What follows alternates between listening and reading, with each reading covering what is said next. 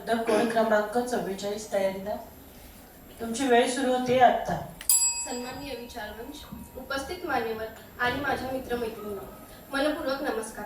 माझा कोड क्रमांक 44. आज तुमच्यासमोर मी माझ्या भाषणाचे विषय मांडत आहे. कर्मवीरांची विचारसरणी आणि आजची शैक्षणिक संस्कृती.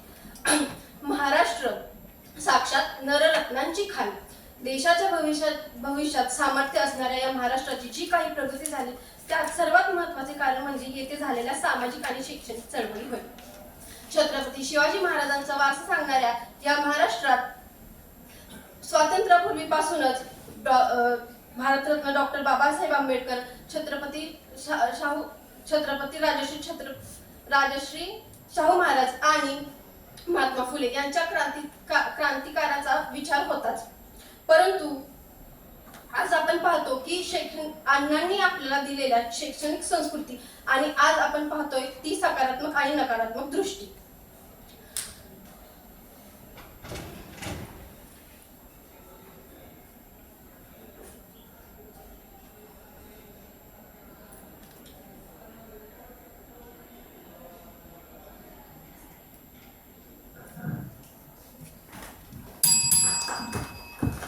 कोड क्रमांक 44 साठी लागलेला वेळ आहे 1 मिनिट 17 सेकंद. 1 minute 17 second. स्पर्धक कोड क्रमांक 57.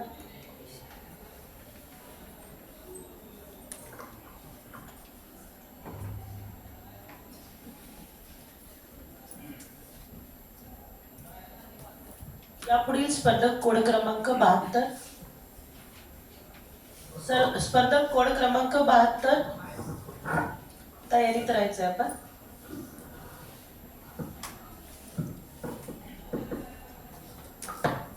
Hello hello hello. स्पर्धक कोड क्रमांक 57 तयारीत आहात. तुमची वेळ सुरू होती आता. मित्रांनो नमस्कार. मला ज्ञान प्राप्त झालं आहे. मी माझा मार्ग निवडला आहे. पण तुम्ही याच मार्गावर चालावा अशी माझी अट्टहास नाही. तुम्ही स्वतःचा मार्ग शोधा. तुम्ही स्वयंप्रकाशित व्हा. अतदीप भवने संपूर्ण विश्वाला संबोधित करून कोणत्याही परिस्थितीमध्ये स्थितप्रज्ञ राहायला शिकवणाऱ्या, बुद्धाच्या तेजातून उगम पावणाऱ्या कारुण्य झऱ्याचा निश्चितच इंद्रायणीशी कुठेतरी तेजस्वी प्रीतिसंगम होत असेल.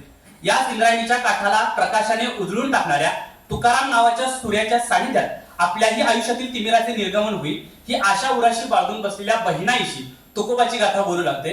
प्रत्येक जण तुकाचा शिष्य व्हावा असं जर त्या विधात्याला वाटलं असतं तर त्याने प्रत्येक हृदयामध्ये वेगळा दिवा का लावला असता. तुकाचे अभंग हे मध्ये चमकणारे विजेसारखे आहे ज्याने क्षणभर वाट उजळून निघते. परंतु जर आयुष्य उजळून टाकायचं असेल तर स्वयंप्रकाशित व्हा. नेमका हाच विचार ठेवतोय. नमस्कार. स्पर्धक कोड क्रमांक 57 विषय चिंतन करतोय. तू स्वयंप्रकाशित हो.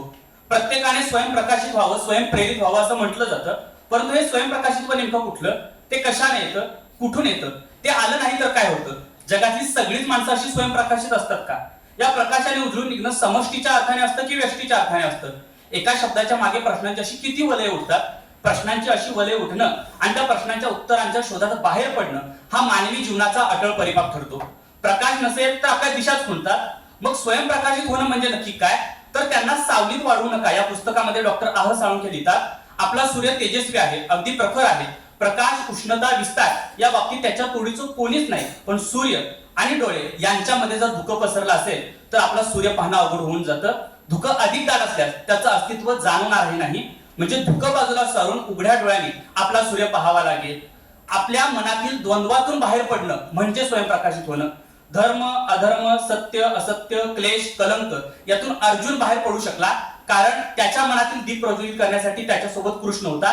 पण आता प्रत्येकाला स्वतःच्या रथाचं सारथ्य स्वतःच करावं लागेल. कारण प्रश्न केवळ प्रकाशित होण्याचा नाही तर स्वयंप्रकाशित होण्याचा आहे. एखादा स्वयंप्रकाशित तारा अवकाशामध्ये सदैव चमकत राहतो आणि त्याच्यापासून कितीतरी प्रकाश वर्ष दूर असणाऱ्या ग्रहांना त्याचं अस्तित्व हे सदैव जाणवत राहतं.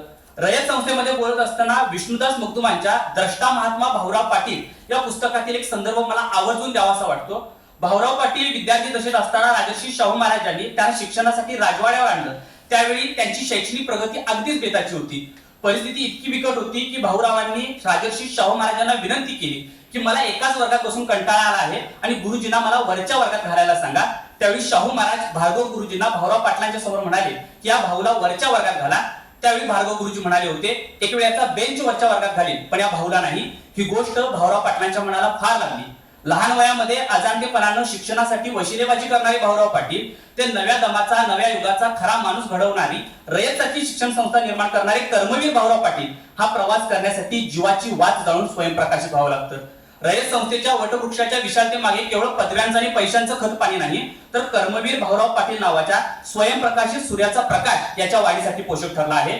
ज्यावेळी एखादी व्यक्ती स्वयंप्रकाशित होते त्यावेळी तिच्या सानिध्यात येणाऱ्या प्रत्येक माणसाच्या आयुष्यातील वाटा ती प्रकाश वाटा बनवून जाते. हे आपल्याला डॉक्टर प्रकाश बाबा आमटे यांच्या आयुष्याकडे पाहिल्यानंतर लक्षात येतं. स्वयंप्रकाशित होत असताना दाह सोसणं हे अपरिहार्य असतं. स्वतः डॉक्टर असताना पत्नी मंदाकिनी आमटे या सुद्धा डॉक्टर असताना सर्व सुखसोयींच्यावर पाणी सोडून हेमलकशातील दुःख, गरिबी, भूक, रोगराई, अंधश्रद्धा यांच्या विळख्यात अडकलेल्या लोकांच्या आयुष्यातील अंधार दूर करण्याचं कार्य त्यांनी हाती घेतलं. ज्यावेळी स्वतः समोर उभ्या ठाकलेल्या आव्हानांना सतत सामोरं जायचं असतं ही गोष्ट जाणवते त्यावेळी माणूस खऱ्या अर्थाने स्वयंप्रकाशित होतो आणि मग वाटा प्रकाश वाटा बनून जातात. आपल्यातील सुप्त गुणही तेव्हाच प्रकाश झोतात येतात जेव्हा आपण स्वयंप्रकाशित होतो. म्हणजे भारतीय संगीत सृष्टीतील कुमार गंधर्व हे व्यक्तिमत्व सांगीतिक दृष्ट्या किती महत्वाचं होतं हे नव्याने सांगण्याची गरज नाही. शास्त्रीय संगीत सादर करत असताना आपली सर्वसमावेशकता जपणं, भारतीय पारंपरिक बंदिशी सोबतच नवीन बंदिशी नवीन राग प्रसवण्याची कारणं, सगुण आणि निर्गुण परंपरांचा भारतीय संगीतावर होणारा परिणाम असा एकंदरीत अमूल्य ज्ञानसागर त्यांनी आपल्या कारकिर्दीमध्ये मांडला. कला का निर्माण करना आसान है, कला का आस्वाद लेना संगती पर निर्भर है, लेकिन कला का मर्म समजना महाकठीण है असं म्हणणाऱ्या कुमार गंधर्व यांनी पहिल्यांदा स्वतःचं मर्म उमजून घेतलं. स्वतःतील प्रकाशाला निर्गुणी भजनांनी साथ घालून स्वयंप्रकाशित झालेल्या कुमार गंधर्व यांनी या संगीत क्षेत्राला आपल्या प्रकाशाने उजळून टाकलं. अंधाराने सर्व बाजूनी गेल्यानंतर स्वयंप्रकाशित होण्यासाठी ज्याची त्याची धडपड सुरूच असते. परंतु सुरुवातीपासूनच जर दुसऱ्यांच्या प्रकाशावर विसंबून राहण्याची सवय अंगवळणी पडली असेल किंबहुना प्रकाशाचं भांडवलीकरण करून प्रकाश शिकणाऱ्या लोकांनी सूर्याच्या प्रकाशावर पोचलेल्या चंद्राचं गौरवीकरण करून परप्रकाशित आयुष्याचं महत्व इथल्या सुज्ञ मेंदूवर लादलं असेल तर मात्र स्वतःचा सूर्य पाहणं फार अवघड होऊन जातं. चंगळवादी आयुष्य डोळ्यावर एक चकचकीत पट्टी बांधतं ज्यामुळे चेहरा शोभून दिसतो परंतु स्वतःचा सूर्य पाहता येत नाही. अगदीच उपासनात्मकतेने बोलायचं झालं तर सध्या स्क्रीनच्या प्रकाशाने प्रकाशित होणाऱ्या पिढीची स्वयंप्रकाशितता ही जाणीवच पूर्णतः बोथट झालेली आहे. पण म्हणून जाणकार आणि त्यांच्याकडे दुर्लक्ष करून चालणार नाही. त्यासोबतच किमान काजवे इतपत प्रकाशित झालेल्या लोकांना सुद्धा प्रोत्साहन देणं ही जाणकारांची नैतिक जबाबदारी आहे. कारण परप्रकाशित चंद्रावरचे डाग स्पष्ट दिसतात ही जाणीव त्यांना करून द्यायला हवी. स्वयंप्रकाशित होत असताना दोन गोष्टींचं भान ठेवायला हवं. दुसऱ्याच्या प्रकाशावर हक्क सांगणं म्हणजे स्वयंप्रकाशित होणं नाही तर स्वतःच्या प्रकाशाचा शोध घ्यावा लागेल आणि हा घेत असताना अंधार तुमचे पाय ओढेल यात तीळ मात्र शंका नाही. ग्रेस म्हणतात की अंधाराला उजळून टाकण्यासाठी जीवाला जाळून घ्यावं लागतं पण यावरून जळणारी प्रत्येक व्यक्ती स्वयंप्रकाशित होईल उजळून निघेल याची हमी देता येत नाही. कारण ज्या दिव्यांची वात प्रज्वलित झालेली नसते त्यांना दीपमाळे स्थान दिलं जात नाही. त्यावेळी काही दिवे तुमच्याकडे तुच्छतेने पाहतील पण जर त्यांच्याकडे लक्ष देत राहिला तर मात्र स्वयंप्रकाशित होण्याऐवजी स्वतःची राख करून घ्या. त्यामुळे स्वतःचं आकाश विस्तारून आपला सूर्य शोधा कारण तुमचा सूर्य तुमच्याच क्षितिजाच्या पलीकडे तुमची वाट पाहतोय. शेवटी मंगेश पाडगावकरांच्या शब्दामध्ये इतकं की भिवून पावलं टाकू नका, भिवून डोळे झाकू नका. भिनाऱ्याला प्रकाश कोणी बघू देत नाही, भिनाऱ्याला इथे कोणी जगू देत नाही. गरुडाहून झेपावणारा प्रत्येकाला प्राण आहे. विश्वास ठेवा तुमच्या पायात न संपणारं त्राण आहे. विश्वास ठेवा, विश्वास ठेवा. नवा दिवस प्रकाश घेऊन येतो आहे, नवा दिवस विकास घेऊन येतो आहे, नवा दिवस प्रकाश घेऊन येतो आहे, नवा दिवस विकास घेऊन येतो आहे. मनपूर्वक आभार. कोड क्रमांक 57 साठी लागलेला वेळ आहे 6 मिनिट 33 सेकंद. 6 minute 33 second.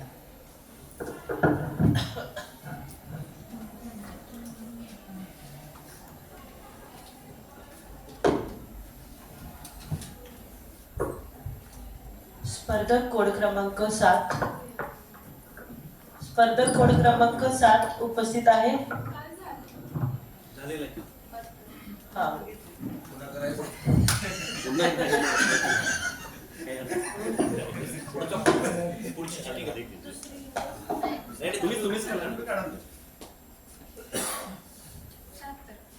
स्पर्धक कोड क्रमांक 76 स्पर्धक कोड क्रमांक 72 तयार आहात. तुमची वेळ सुरू होते आता. नमस्कार मित्रांनो, लहानपणी आपल्या आई आजीने सांगितलेली ध्रुव बाळाची गोष्ट आजही आपल्याला ज्ञात आहे. उत्तनपात राजाचा पहिला मुलगा असणारा ध्रुव एकदा आपल्या वडिलांच्या मांडीवरती बसलेला असतो आणि त्याला पाहून त्याची सावत्राई खूप चिडते. ती त्याला राजाच्या मांडीवरनं खाली ओढते आणि तुला इथे बसण्याचा कोणताच अधिकार नाही असं म्हणत त्याला हिणवते. ध्रुव बाळ रडत रडत आपल्या आईकडे जातो तेव्हा त्याची आई त्याला जगतपिता असणाऱ्या विष्णुदेवाची सेवा करायला सांगते, आराधना करायला सांगते आणि परमेश्वराकडे स्वतःचे एक वेगळं स्थान मागायला सांगते. ध्रुव बाळ ही गोष्ट फारच मनावर घेतो आणि तो वनामध्ये जाऊन तपश्चर्या करू लागतो आणि कठोर तपश्चर्या केल्यानंतर त्याला विष्णुदेव प्रसन्न होतात आणि प्रसन्न होऊन त्याला अवकाशामध्ये सप्तऋषींपेक्षा सुद्धा मोठा असणारं ध्रुव तारा म्हणून एक स्थान देतात, जो नेहमी स्वतःच्या प्रकाशाने प्रकाशित असतो.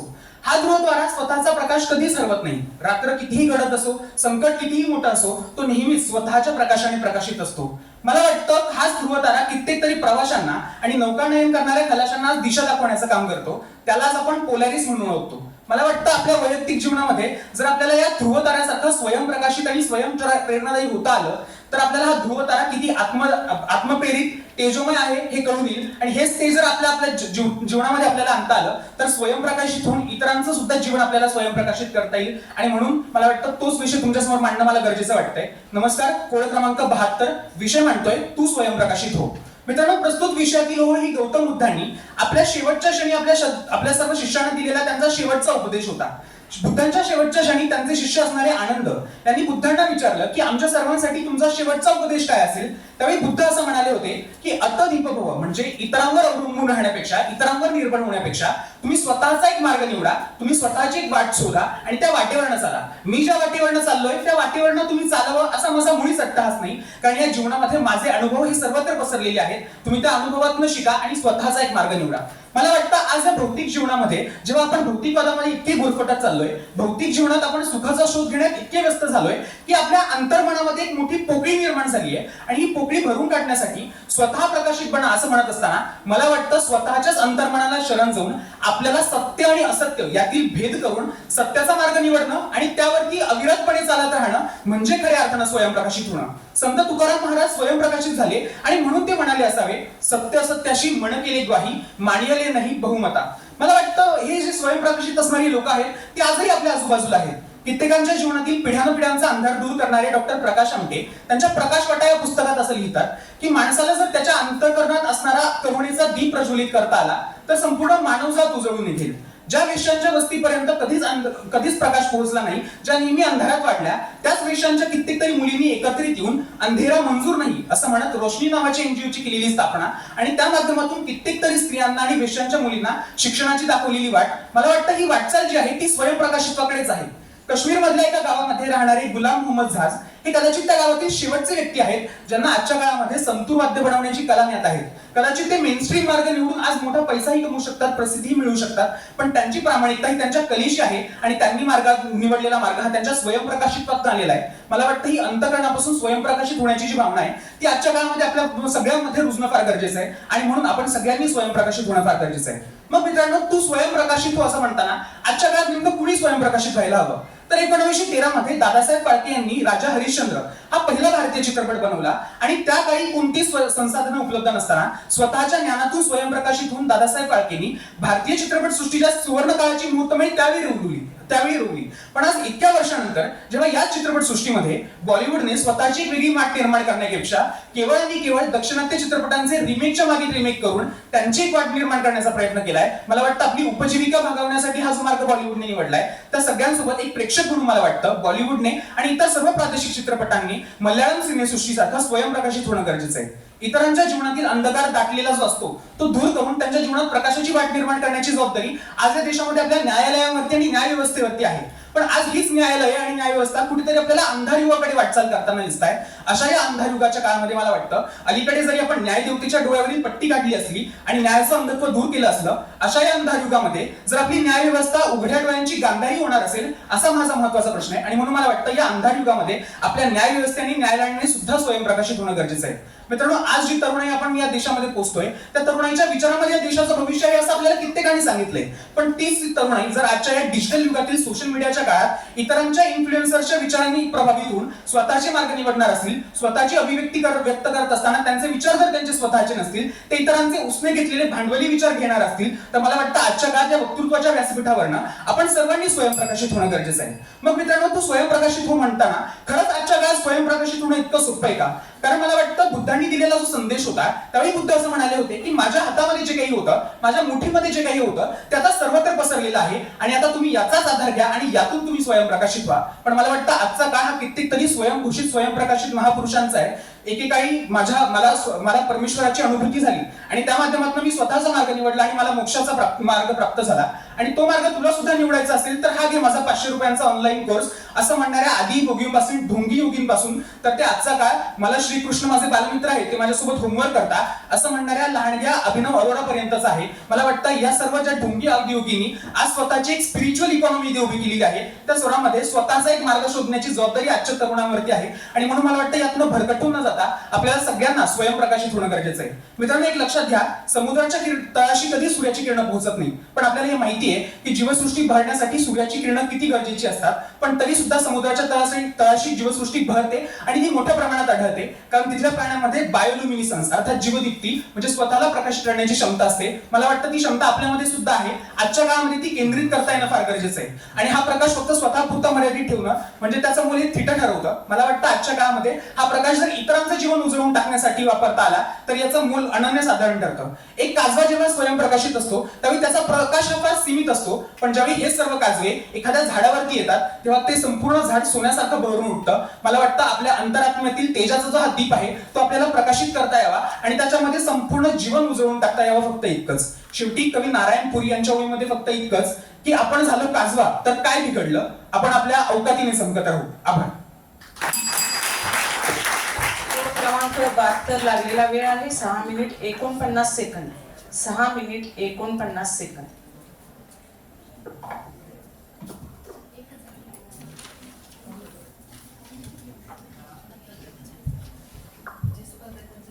स्पर्धक कोड क्रमांक 19.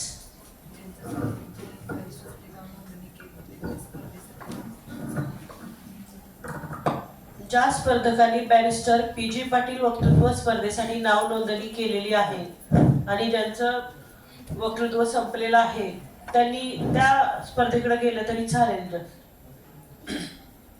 असं कुणी आहे असेल तर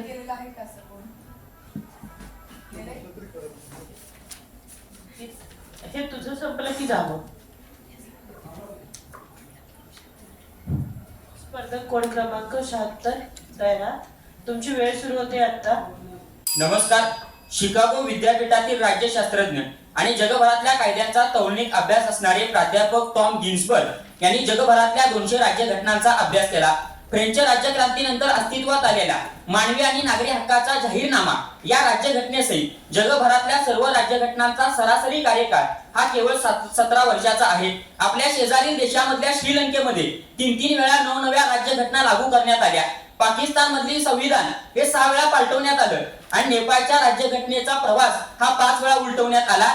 लिखित राज्यघटनेच्या दीर्घ आणि अव्याहत वाटचालीमध्ये भारताच्या राज्यघटनेचा 2रा क्रमांक लागतो. त्यावेळेचे व्हाईसरॉय लॉर्ड वेव्हेल असं म्हणाले होते, 40 कोटी भारतीयांचं भाग्यविधान ठरवणारी नवी राज्यघटना आकार घेण्याचा हा प्रयोग मानवी इतिहासामध्ये महत्तम आणि संस्मरणीय ठरेल. तीच संविधान आज या देशातील 150 कोटी लोकांच्या आशा आकांक्षांना हात घालते आणि या देशातल्या सर्व नागरिकांना रोजच्या जगण्यामध्ये जिवंतपणाचा अनुभव देते. त्या संहितेवरती बोलण्यासाठी नमस्कार. सांकेतिक कोड क्रमांक 76 विषय मांडतो भारतीय संविधानाचा अमृत महोत्सव. मित्रांनो, मुळात हे संविधान भारतीय समाज व्यवस्थेमध्ये आणि भारतीय नागरिकांच्यासाठी का महत्त्वाचे ठरते, कारण ब्रिटिशांच्या जोगडातून स्वतंत्र झालेल्या भारतामध्ये जात, धर्म, वंश, भाषा, प्रदेश, लिंग या संकुचित निष्ठा नाकारून स्वातंत्र्य, समता, न्याय, बंधुता या मानवी मूल्यांचा पाया रचून त्यावर आधारित नवी समाजाची पुनर्रचना करण्याचं कार्य हे संविधानाने केलेलं आहे. त्यामुळे संविधान हा केवळ कायद्यांचा, कलमांचा, सूचींचा गोषवारा नसून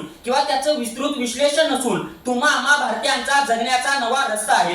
मित्रांनो, या संविधानानं अनेक भाषा, जात, धर्म हे सारं वैविध्य पोटामध्ये सामावून घेऊन पूर्ण विचारांच्या अंती आणि तपशीलवार रचना असणाऱ्या राज्यघटनेचं दुसरं कुठलंच उदाहरण जगभरामध्ये सापडत नाही. पण मित्रांनो, ही राज्यघटना ही केवळ राजकीय संविधान किंवा राजकीय संहितेची आणि राज्यघटना ही केवळ प्रशासकीय विस्तृत विश्लेषण याच्यापुरती मर्यादित राहिलेली नाही, तर या संविधानामध्ये वेळोवेळी नवनवीन बदल झालेले आहेत, ज्या बदलांनी या संविधानाचा सामाजिक आशय विस्तारण्याचं कार्य केलेलं पाहायला मिळतं. आतापर्यंत झालेल्या 106 सुधारणा बदलांच्या माध्यमातून, घटना दुरुस्तीच्या माध्यमातून, अभिव्यक्ती स्वातंत्र्यामध्ये झालेला सुधार, भाषावार पुनर्रचना, त्याच्यानंतर 18 वर्ष मतदानाचं वय झाल्यामुळे इथल्या युवकांच्या भावनांना मिळालेलं स्थान, आणीबाणीच्या सारख्या निर्णयांच्या मध्ये केलेले सकारात्मक बदल, पक्षांतर विरोधी कायद्याला दिलं गेलेलं बळ, त्याचबरोबर अगदी बेसाईच्या घटना दुरुस्तीला हातभार करण्याचं काम 44व्या घटना दुरुस्तीने केलेलं होतं.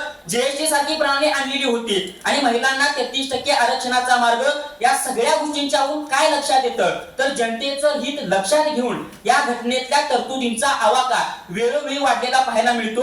म्हणजे तो लोकांच्याकडे दुर्लक्ष करणारा ताटर दस्तऐवज ठरत नाही. मग 1973 मध्ये केशवानंद भारती खटल्यानं मूलभूत संरचना सिद्धांत मांडला, ज्या सिद्धांतानं संघराज्य प्रणाली, न्याय व्यवस्था, धर्मनिरपेक्षता आणि संविधानाची सर्वोच्चता या बाबींना गाभाभूत तत्वांना अधोरेखित केलं. पण या बरोबरीनं दुसरीकडे मनेका गांधी, शहाबानू असेल, त्याचबरोबर विशाखा आणि पुट्टास्वामी यांसारख्या खटल्यांच्या माध्यमातून आपल्या मूलभूत जगण्याचा अधिकार, निवारा आणि रोजगाराच्या पलीकडे जाऊन सन्मानाने जगण्याच्या अधिकारापर्यंत व्यापक झाला. गोपनीयतेचा अधिकार, जलद गतीनं खटले चालवण्याचा अधिकार, प्रदूषणमुक्त जगण्याचा अधिकार, मोफत कायदेशीर हक्क मागण्याचा अधिकार, शिक्षणाचा, पर्यावरणाचा अधिकार, संमतीनं समलैंगिक संबंध ठेवण्याचा अधिकार तर दिला, परंतु एखाद्या व्यक्तीला त्याच्या संमतीनं मरण्याचा सुद्धा अधिकार या संविधानाने दिलेला आहे. म्हणजे या संविधानातल्या मूलभूत अधिकार हे सामाजिक, आर्थिक आणि सांस्कृतिक दृष्ट्या आशयाच्या दृष्टीनं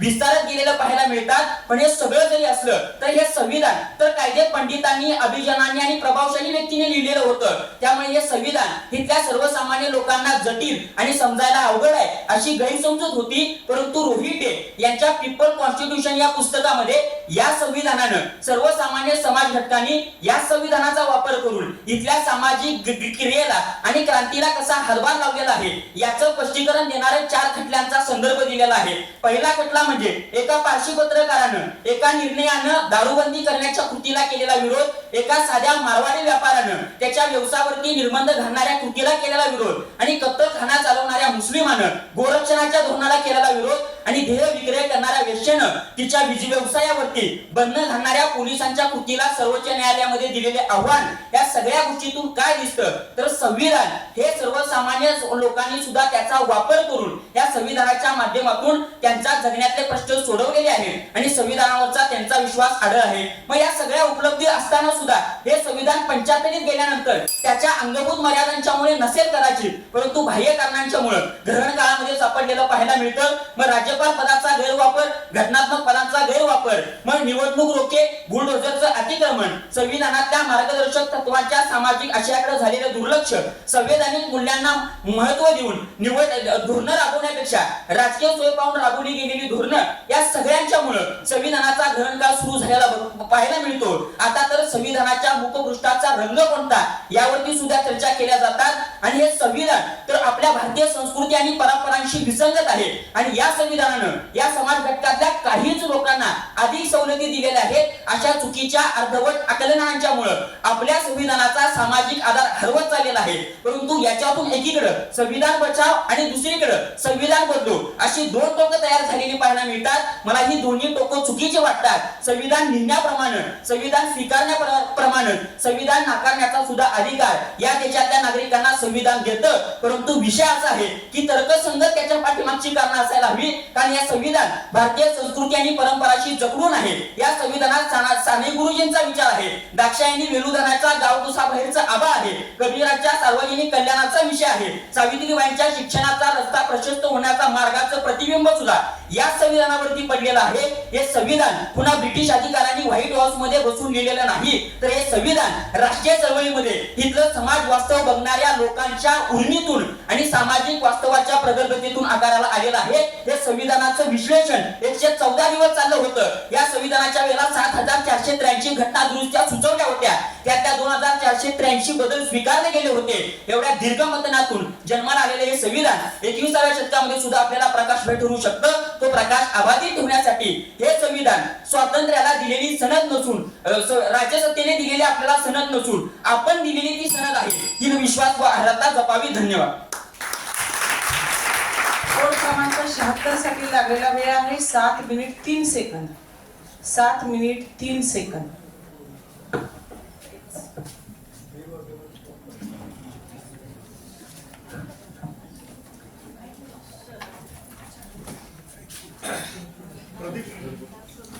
संपले का सगळे?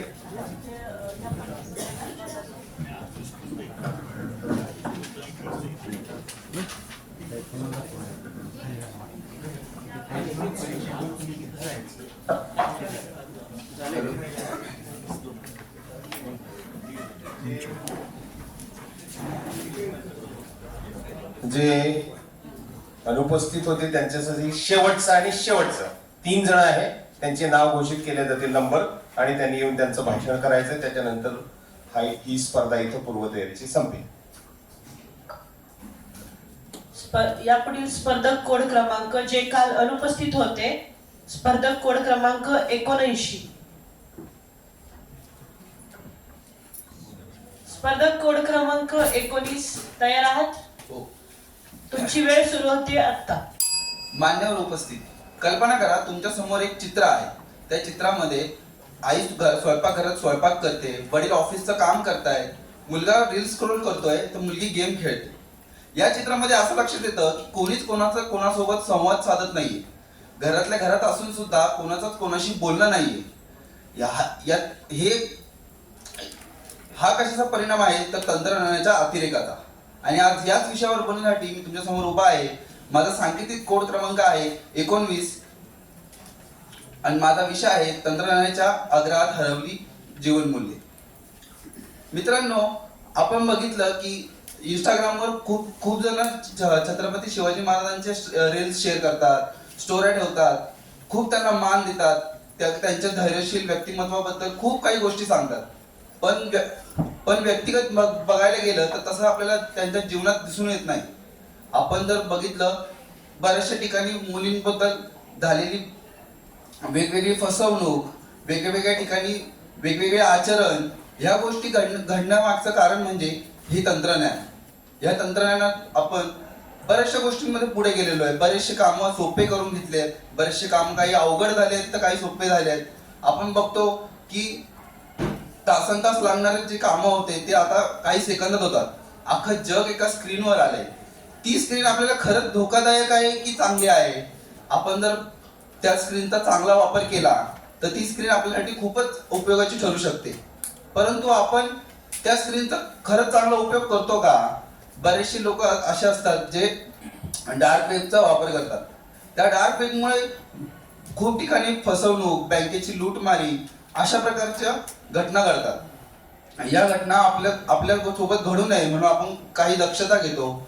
सायबर सिक्युरिटी सारखे काही युनिट्स काम करतात. सायबर सिक्युरिटी सारखे युनिट काम करण्याची गरज आहे का? आपण आपली काळजी घेतो, पण तंत्रज्ञानात आपण इतके व्यापलो जातो की आपल्याला कळतच नाही की आपली फसवणूक होते. म्हणून आपण सायबर सिक्युरिटीची मदत घेण्याच्या ऐवजी जर स्वतःची काळजी घेतली, स्वतःवर व्यापून न जाता त्या तंत्रज्ञानाचा लिमिटमध्ये वापर केला तर या गोष्टी घडण्याचं कारणच येणार नाही. पर्सनल लाईफ विषयी वेगवेगळ्या गोष्टी शेअर करणं, युट्यूब, फेसबुकवर आपल्या पूर्ण दिनचर्या दाखवणं, या गोष्टी दिसायला तशा चांगल्या वाटतात, पण ह्या गोष्टी तितक्याच हानिकारक देखील आहेत. आपण जर बघायला गेलं तर बरेचसे युट्यूबर व्लॉगिंग म्हणून व्हिडिओज अपलोड करत असतात. यामध्ये त्यांच्या घरामध्ये कोणती गोष्ट कुठे ठेवली आहे, त्यांच्या गाडीचा पासवर्ड काय, त्यांच्या मोबाईलचा पासवर्ड काय, त्यांचा गेट कसा उघडतं, त्यांची चावी कुठे असते, या बऱ्याचशा गोष्टी पब्लिकली सांगितल्या जातात. आणि ह्याच गोष्टी पुढे जाऊन चोरीला, लूटमारीला प्राधान्य देतात. आपण या गोष्टींना प्राधान्य नाही दिलं तर या भविष्यात घडणाऱ्या गोष्टी आपण कमी करू शकतो. मला यावरून एक कविता आठवते की शेअर करतो रील्स, लाईक करतो मीम्स, शेअर करतो रील्स, लाईक करतो मीम्स, आणि म्हणतो तर कसा, I like how it feels. पण हा फील खरंच गरजेचा आहे का?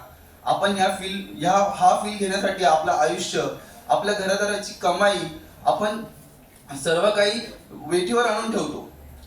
या गोष्टी आपण जर पुढे जाऊन कमी केल्या तर आपण आपण आपल्या पुढे जीवन सुधारू शकतो. यावर काही उपायही आहे. तुम्ही दररोजचे 15 ते 20 मिनिटं फोन शिवाय फॅमिली सोबत घालवा. त्यांच्यासोबत मनमुक्त संवाद साधा. बाहेर फिरा, मनमोकळेपणाने फिरा. जिकडे गड किल्ल्यांवर जाल किंवा पर्यटन स्थळावर जाल तर मोबाईल शिवाय तिथे जे सौंदर्य असतं ते डोळ्याने टिपायला शिका.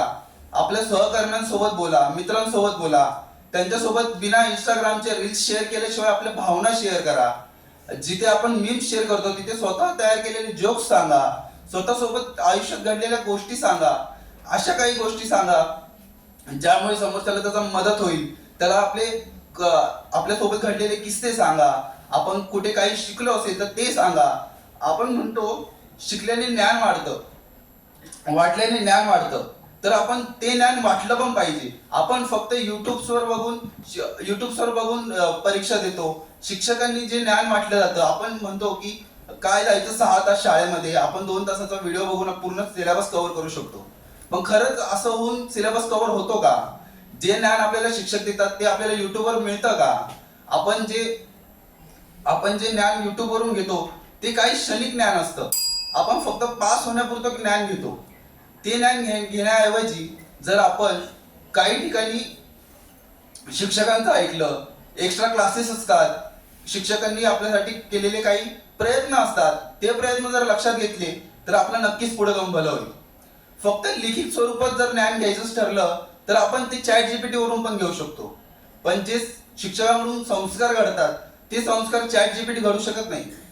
तुम्ही ChatGPT ला जर सांगितलं एखादी गोष्ट तुमची चुकली तर ChatGPT तुम्हाला सांगते की ही तुमची गोष्ट फक्त चुकली आहे. पण ते जर शिक्षकांना कळलं तर शिक्षक तुम्हाला ही गोष्ट परत होऊ नये यासाठी काय करावं लागेल हे सुद्धा सांगतात. या गोष्टी आपण लक्षात घेतलं पाहिजे. सरते शेवटी येताना एवढंच म्हणायचं की तंत्रज्ञानाच्या आग्रहात व्यापून जाऊ नका. नाती जपा, संवाद वाढवा आणि शेवटी जग जिंकता येतं ते माणसांमुळेच, तंत्रज्ञानामुळे नाही. धन्यवाद. कोड क्रमांक 19 साठी लागलेला वेळ आहे 6 मिनिट. 6 मिनिट. पुढचा कोड क्रमांक आहे 79.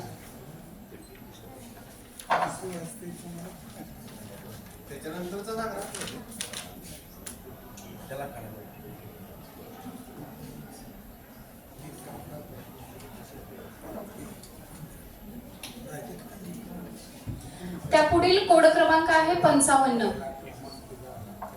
आहे काय? स्पर्धक कोड क्रमांक 55.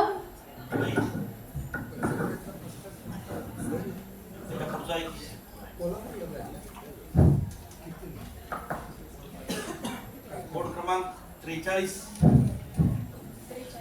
लास्ट 43. स्पर्धक कोड क्रमांक 79. तयार आहात? स्पर्धक कोड क्रमांक 79. आपली वेळ सुरू होते आता. नमस्कार. इतिहास हा जरी मेलेल्या माणसांचा असला तरी त्या मेलेल्या माणसांचं स्थिर प्रत्यय, कालसापेक्ष, व्यक्तिसापेक्ष आणि त्याचबरोबर असलेलं व्यक्तित्व हे निरंतर चालणारी गोष्ट असते. त्या स्थिर सापेक्षामध्ये, व्यक्ती सापेक्षामध्ये आणि काल सापेक्षामध्ये जे इतिहासामध्ये महापुरुष घडून गेलेले आहेत त्यांचं हे विचार कायमच निरंतर चालत असतात. मग याचाच अपवाद वगळता भारतीय उद्योग इतिहासामध्ये जर आपण पाहायला गेलं तर भारतीय उद्योग इतिहासामध्ये अनेक उद्योजक जन्मले, उद्योग घडवले आणि उद्योग लयाला सुद्धा गेले. मग या सध्या स्थितीमध्ये या सामाजिक पर्यावरणामध्ये सुद्धा आज सामाजिक बांधिलकी, नीतिमत्ता, नैतिकता, एकमेकाबद्दल असलेली आपुलकी आणि भावनांचं झालेलं सामान्यकरण इत्यादी बाबींचा विचार करत असताना मग या सगळ्यांना छेद देणाऱ्या, या सगळ्यांच्या विरोधात उभं राहणार असा कुठला तरी उद्योग समूह सध्या जगस्थितीमध्ये आहे का या प्रश्नाचं उत्तर देताना हो, या स्थितीमध्ये उभा राहतो. या सगळ्यांना छेद देणारा म्हणजे टाटा कुटुंब आणि याच विषयावरती बोलण्यासाठी उभा आहे. नमस्कार, मी सांकेतिक कोड क्रमांक 79 प्रगल्भ व्यासपीठावरून विषय मांडत आहे मानवतावादी उद्योजक रतन टाटा. विषयाच्या सुरुवातीलाच मला स्पष्ट करायचं आहे नेमका मानवतावादी म्हणजे काय. मग याच्या व्याख्या करताना मराठी विश्वकोश मध्ये असं म्हटलेलं आहे, मनुष्य, कुटुंब, समाज धर्म, राष्ट्र यापेक्षा मनुष्याला असलेलं श्रेष्ठतम अधिक महत्वाचं असतं. मग या मनुष्याला श्रेष्ठतम देताना त्याचं मानवी हक्काचं पायमुली न होता त्या मानवी हक्काचं संवर्धन आणि संरक्षण होणं हे फार गरजेचं आहे असं आम्हाला मानवतेवादाची व्याख्या करताना मिळतं. मग मानवतावादाची व्याख्या करत असताना म्हणजे सद्यस्थितीत अमेरिकेमध्ये निवडणूक झाली. अमेरिकेचे नवीनच अध्यक्ष डोनाल्ड ट्रम्प यांच्या निवडणूक लढवण्यामध्ये आणि त्यांना निवडून आणण्यामध्ये सगळ्यात मोठा वाटा होता तो इलॉन मस्क यांचा. मग इलॉन मस्क ज्यावेळेस राष्ट्राध्यक्ष डोनाल्ड ट्रम्प यांच्या सन्मानात भाषण देताना ज्यावेळेस नाजीवादी सलाम करतात त्यावेळेस मला प्रश्न पडतो की इथला उद्योग समूह नेमका 20व्या शतकातून जग हे बाहेर येत असताना त्या जगाला जर आम्ही युद्धाकडे ढकलत असोल आणि त्याच युद्धाला जर आम्ही हिटलरवादाचा पुरस्कार करणार असोल तर मला प्रश्न पडतो की अशा भांडवलशाही व्यवस्थेमध्ये आम्ही नेमकं कोणत्या उद्योग समूहाकडे पाहिलं पाहिजे आणि हे उद्योग समूह येणाऱ्या नवीन पिढीला कोणता आदर्श देतात हे एक बाजू झाली. दुसऱ्या बाजूला 90 तास काम करा किंवा भारतातील उद्योजक असलेले नारायणमूर्ती सुसंस्कृत आणि सभ्य असताना सुद्धा असं म्हणतात की कर्मचाऱ्यांना 17 तास काम केलं पाहिजे. मग या सगळ्या घटना क्रम पाहत असताना म्हणजे कामगारांचं होणारं शोषण आणि कामगारांच्या कल्याणासाठी काय केलं पाहिजे इत्यादी उद्योग समूह न पाहता या सगळ्यांना छेद देणारा उभं राहणार मला वाटतं रतन टाटा आणि त्यांचं असलेलं GRD टाटा पासून जे आलेलं वाहतपण आहे ते सुद्धा आपण मान्य केलं पाहिजे. म्हणजे GRD टाटा यांनी रोपटं लावलं होतं तर त्याचं वटवर्ष करण्याचं काम हे रतन टाटा यांनी केलेलं आहे. मग मित्रांनो नेमका हा विषय मांडत असताना मानवतावादी उद्योजक रतन टाटा असं म्हणत असताना मग नेमका आमचं काय झालेलं आहे की उद्योग आणि व्यापार यामध्ये फरक करता आला पाहिजे. म्हणजे व्यापार हा शोषणावरती, रक्तावरती आणि माणसांच्या घामावरती उभारलेला असतो तर उद्योजक हा नवीन निर्मिती आणि समाजाला कल्याण आणि सामाजिक बांधिलकी जपण्याचं काम हे उद्योजक करतं. दुसरीकडे व्यापार ह्या 16व्या शतकापासून 18व्या शतकापर्यंत साम्राज्यवादाचा पुरस्कार करताना दिसतं तर उद्योजक हे सर्वसामान्य नागरिकांना सोबत घेऊन एक नव्या जग निर्माणाचं काम करतो. म्हणजे व्यापारी आणि उद्योजकांमध्ये जेव्हा ईस्ट इंडिया कंपनी ही व्यापार करण्यासाठी भारतामध्ये आली होती तेव्हा भारताला गुलामगिरीचा खोल गर्दीत टाकण्याचं काम सुद्धा त्या व्यापारी वर्गाने केलेलं आहे. परंतु त्या खोल गर्दीत गेलेल्या व्यापारी वर्गाला उठवण्याचं काम ह्या उद्योजक टाटा या कुटुंबाने सुद्धा केलेलं हे आम्हाला तुम्हाला पाहायला मिळतो. म्हणजे एकीकडे मानवतावादी उद्योजक रतन टाटा असं म्हणत असताना पण नेमका रतन टाटा मानवतावादी होते का या प्रश्नाचं उत्तर देताना मला असं वाटतं की ज्यावेळेस जमशेदजी टाटा यांनी निर्माण केलेलं टाटाचं कॅन्सर हॉस्पिटल याला 60 बेड पासून ते आताच्या 1600 बेड पर्यंतचा त्यांचा प्रवास असेल. त्याचबरोबर त्या रतन टाटांनी ज्या टायमाला परदेशी असलेल्या ऑर्वेल विद्यापीठामध्ये त्यांच्या गुणवंत होतकरू मुलांना मोफत मध्ये जर शिष्यवृत्ती देण्याचं काम करत असेल त्याचबरोबर लंडन स्कूल ऑफ इकॉनॉमिक्स मध्ये त्यांच्याच नावाने Ratan Tata post matric scholarship देण्याचं काम सुद्धा हेच रतन टाटा करताना दिसतात. या सगळ्यामधून रतन टाटांची बांधिलकी ही खरं तर बांधिलकी ही समाजाला असून समाजामधल्या असलेल्या शिक्षणाकडे सुद्धा उभं जातात. म्हणजे या देशाला जर उभा करण्याचं काम हे कोटी ना कोटी रतन टाटा आणि त्यांच्या कुटुंबियाकडे पाहायला मिळतं. म्हणजे एकीकडे ज्या टायमाला अमेरिका ही सिव्हिल वॉर मध्ये अडकलेली होते त्या सिव्हिल वॉर मधून काढण्याचं काम तिथल्या असलेल्या उद्योगांनी केलेलं आहे. तसंच भारताला सुद्धा या आर्थिक स्थितीतून बाहेर काढण्याचं काम हे सुद्धा इथल्या उद्योगांनी केलेलं आहे. म्हणजे एकीकडे आमच्या समाजवाद सुरुवातीपासून भारत स्वतंत्र झाल्यापासून आम्ही समाजवादाची घोषणा करतो. या समाजवादाला न कवटाळता किंवा शासनाचे वेळोवेळी बदललेले धोरण यामुळे टाटा फॅमिली रतन टाटा फॅमिली यांनी कोणत्याही स्वरूपामध्ये शासनाची हातमळणी न करता सर्वसामान्य नागरिकांना आणि ग्राहकांना सुकेंद्रित करून त्यांचं कल्याण म्हणजे मिठापासून ते विमानापर्यंतचा त्यांचा जो प्रवास आहे तो अत्यंत मानवी कल्याणकारी आणि मानवतावादाला पुरस्कारणार पाहायला मिळतो. मग एकीकडे असं म्हणत असताना ज्या टायमाला रतन टाटा त्यांच्या शेवटच्या ह्याच्यामध्ये असं म्हणतात की माझं वय आता होत आहे वयस्कर होत आलेलं आहे. या वयस्करमध्ये मला आरोग्य सेवा करायची आहे. मग याच मध्ये हॉस्पिटलमध्ये म्हणजे कॅन्सर हॉस्पिटलचे उद्घाटन करताना आसाममध्ये रतन टाटा असं म्हणतात की मला आता इथल्या सर्वसामान्य नागरिकांना आरोग्य सेवा पुरवण्याचं काम सुद्धा करताना दिसतात. मग भारतातील आणि जगातीलच असे बरेच कॅन्सर हॉस्पिटल आहेत ज्यामध्ये भारतासारख्या कॅन्सर हॉस्पिटलला मोफत सेवा आणि मोफत विनाशुल्क असा प्रवेश देऊन त्यांचं त्या ठिकाणी ऑपरेशन सुद्धा केलं जातं. म्हणजे जगामध्ये आणि भारतामध्ये कुठेही कुठेही श्वान आणि कुत्र्यांचा दवाखाना आंतरराष्ट्रीय दर्जाचा नाही, तो दवाखाना आंतरराष्ट्रीय दर्जाचा दवाखाना मुंबईमध्ये स्थापन करण्याचं काम सुद्धा रतन टाटा करतात, हे आम्ही तुम्ही लक्षात घेतलं पाहिजे. म्हणजे एकंदरीत मानवतावाद आज कुठे ना कुठे लयाला जात आहे. म्हणजे एकीकडे उघड भांडवलशाही आणि एकीकडे शोषणावरती असलेलं कामगारांचं, सर्वसामान्यांचं म्हणजे चंगळवाद, उपभोगवाद अशा सर्व वादामध्ये आम्हाला अडकून म्हणजे प्रत्येक वस्तू ही फक्त त्याचा कंझ्युमरिझम वाढवण्याचा प्रयत्न चालू आहे. अशामध्ये जर या ठिकाणी उभं राहण्याचं टाटा कुटुंब असेल, ह्या टाटा कुटुंबामुळे आज खरं तर समाज हा कुठेतरी म्हणजे स्थिर आहे, तो बॅलन्स अडबत राखलेला गेलेला आहे. म्हणजे या सगळ्यांच्या पुढे जाऊन म्हणजे येणाऱ्या भारतामध्ये म्हणजे येणाऱ्या भारताच्या पिढीसाठी जे उद्योग करणार आहेत त्या उद्योगांनी रतन टाटा यांचा आदर्श घ्यावा आणि येणारी ही बांधिलकी समाजाशी, मानवाची आणि इथे आपल्याला प्राण्याशी खेळली पाहिजे. एवढाच माफक आशा त्या ठिकाणी व्यक्त करतो. मनपूर्वक धन्यवाद. कोड क्रमांक 79 साठी लागलेला वेळ आहे 7 मिनिट 5 सेकंद. 7 minute 5 second.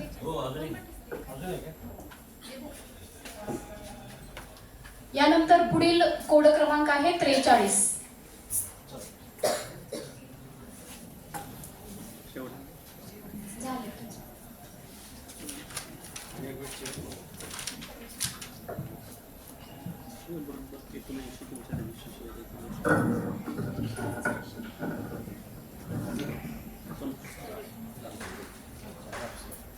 स्पर्धक कोड क्रमांक 43, आपण तयार आहात?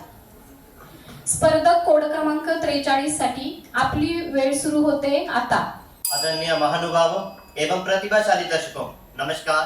मैं कोड क्रमांक 43 से तंत्र ज्ञान में खो गए जीवन के मूल्यों पर अपने कुछ विचार प्रस्तुत करना चाहता हूँ. तंत्र ज्ञान क्या है जो किसी के लिए अच्छा तो किसी के लिए बुरा, मैं आपको बताना चाहूंगा. तंत्र ज्ञान का अर्थ है विज्ञान और गणित के सिद्धांतों का उपयोग करके मशीनों और उपकरणों का विकास करना, मानव जीवन को बेहतर बनाना, समस्याओं का हल करना और दैनिक जीवन को आसान बनाना. क्या कभी हमने ये सोचा है कि तंत्र ज्ञान के विकास में हम अपने जीवन के मूल्यों को खोते जा रहे हैं? तंत्र ज्ञान में विकास तो हो रहा है, परंतु ये विकास हमारे लिए हानिकारक है. पहले जब हम अपने परिवार के सदस्य और दोस्तों के साथ बैठकर समय बिताते थे, तब हम एक दूसरे के साथ मिलजुल कर रहते थे. फिर तंत्र ज्ञान का विकास हुआ, मोबाइल और स्मार्टफोन का आविष्कार हुआ. इनका आविष्कार हमारे परिवार के सदस्य और हमारे दोस्त जो हमसे दूर रहते हैं, हम उनसे जुड़े रहें इसलिए हुआ था. परंतु हम इसमें इतना व्यस्त हो गए कि जो हमसे दूर हैं उन्हें तो छोड़ो, जो हमारे पास हैं हम उन्हें भी भूल गए हैं. सोशल मीडिया के समय में हम इतना व्यस्त हो गए हैं कि हमने जीवन के रिश्ते के महत्व को खो दिया है. इस समय में हम इतना व्यस्त हो गए हैं कि हमने धैर्य के मूल्यों को भी खो रहे हैं. हमें सब कुछ तेजी से प्राप्त हो रहा है तो हमें सब कुछ जल्दी से चाहिए. वो कहते हैं ना, सब्र का फल मीठा होता है. हमें फल भी चाहिए, मीठा भी चाहिए, लेकिन उसके लिए सब्र नहीं करना है. हमें सब कुछ तेजी से चाहिए. इस युग में हमने धैर्य के मूल्यों को भी खो दिया है. वहीं अगर शिक्षा की बात करें तो तंत्र ज्ञान ने शिक्षा में क्रांति ला दी है. तंत्र ज्ञान के कई उपकरण जैसे कि mobile phones, internet, digital apps और बुक्स, जिनका आविष्कार हमारी सुविधा के लिए हुआ था, परंतु हम इसमें इतना खो गए हैं, इतना व्यस्त हो गए हैं कि हम इसका अधिक उपयोग कर रहे हैं, पढ़ाई पर कम ध्यान दे रहे हैं. पहले भी हमें कुछ जानकारी चाहिए होती थी, तब हम अपने गुरु या दोस्त के पास जाते थे, जिससे हमारे संबंध भी अच्छे होते थे और सोशल स्किल्स भी बढ़ते थे. परंतु अभी हमें कुछ भी चाहिए हो तो हम YouTube या गूगल से देखते हैं, सब कुछ सर्च कर लेते हैं. मैं अपनी ही कहानी बताता हूँ. मुझे क्लास में कुछ भी डाउट होता है तो मैं खुद बोलता हूँ, अरे रिचार्ज करवाया है ना, YouTube से देख लेंगे, कौन पूछेगा टीचर को. हम इतना व्यस्त हो गए हैं कि हम अपने सोशल स्किल्स को विकसित नहीं कर पा रहे हैं. पहले हम किताबों के पन्नों को पलटते थे, लेकिन अब हम फोन में रील्स को स्क्रॉल करते रहते हैं, पूरा दिन उसी में चला जाता है. इससे हम अपने सोशल स्किल्स जैसे गुणों को खो रहे हैं. वहीं अगर स्वास्थ्य की बात करें तो तंत्र ज्ञान ने स्वास्थ्य में अपना बहुत बड़ा योगदान दिया है. तंत्र ज्ञान ने हमारी स्वास्थ्य सेवाओं को विकसित भी किया है, परंतु तंत्र ज्ञान का अधिक उपयोग करने से हमारी मानसिक और शारीरिक स्वास्थ्य पर भी प्रभाव पड़ता है. जब हम अधिक समय तक स्क्रीन का उपयोग करते हैं, इससे हमारी आंखें भी खराब हो सकती हैं. हम वो भारतीय हैं जिन्होंने पूरे विश्व को प्राकृतिक उपचार सिखाया, परंतु अभी उसे खुद भूलकर रासायनिक उपचार पर निर्भर होते जा रहे हैं. मैं आप सबसे पूछना चाहता हूँ कि वो विकास जो हमसे हमारी संस्कृति छीन ले, क्या वो विकास हमारे लिए समावेशी हो सकता है क्या? इसका उत्तर आप सब देंगे मुझे। हम वो भारतीय हैं जिसमें महाराज छत्रपति शिवाजी महाराज और सम्राट अशोक जैसे महाराजाओं ने राज किया, अपनी सूझबूझ से इस देश की रक्षा की, परंतु हम अपनी जानकारी, गुप्त जानकारी इंटरनेट और सोशल मीडिया के हवाले छोड़ चुके हैं। अपनी दिन भर की अपनी सारी कमाई ये 4 अंक के OTP पे छोड़ दिया है। मैं आप सबसे पूछना चाहता हूँ, अपनी जीवन का 10 मिनट निकाल के सोचिए कि हम जो भी कर रहे हैं, इंटरनेट पर अपनी जो भी जानकारी छोड़ी है, क्या वो 4 अंक के OTP हमारे लिए सक्षम है? अगर कल को कुछ हो जाए, आप किस पे अपना दोष डालेंगे? इस बात पर आप जरूर गौर करिए। हम वो भारतीय हैं जिन्होंने फ्लाइंग सिख और queen of Indian field end track जैसे प्लेयर्स तैयार किए। हम वो भारतीय हैं जिन्हें अपनी शारीरिक शक्ति के लिए जाना जाता है, परंतु अभी हम ये सब कुछ भूल गए हैं और हम विकास के पथ पर चल रहे हैं। अभी आप सबको पूछो तो आप सब कहते हैं मैं ब्लॉगर बनना चाहता हूँ, मैं फूड ब्लॉगर बनना चाहता हूँ, कंटेंट क्रिएटर बनना चाहता हूँ, परंतु पहले के समय में अगर किसी से पूछो तो वो कहेंगे मैं सचिन तेंदुलकर बनना चाहूंगा, मैं मिल्खा सिंह बनना चाहूंगा। अगर सच बताऊं, हम सब विकास के पथ पर नहीं, हम सब आलसी होते जा रहे हैं। तंत्र ज्ञान एक ऐसी अविश्वसनीय शक्ति है जो हमें उन तरीकों से बदल सकती है जिसकी हमने कभी कल्पना भी ना की हो। तंत्र ज्ञान का अगर हम स्वार्थ की इच्छाओं से प्रयोग करेंगे तो ये हमारे लिए श्राप भी बन सकता है, परंतु अगर हम इसका उपयोग देश के विकास की भावना से करेंगे तो यह हमारे लिए वरदान भी बन सकता है। आओ मिलकर एक कदम उठाएं, इसका हम उपयोग देश के विकास की भावना से करें, ये हमारे लिए श्राप नहीं वरदान बने। आओ मिलकर एक और कदम उठाएं, जो हमने जीवन के मूल्य इस तंत्र ज्ञान के विज्ञान में खो दिए हैं, आओ उसे वापिस लाएं।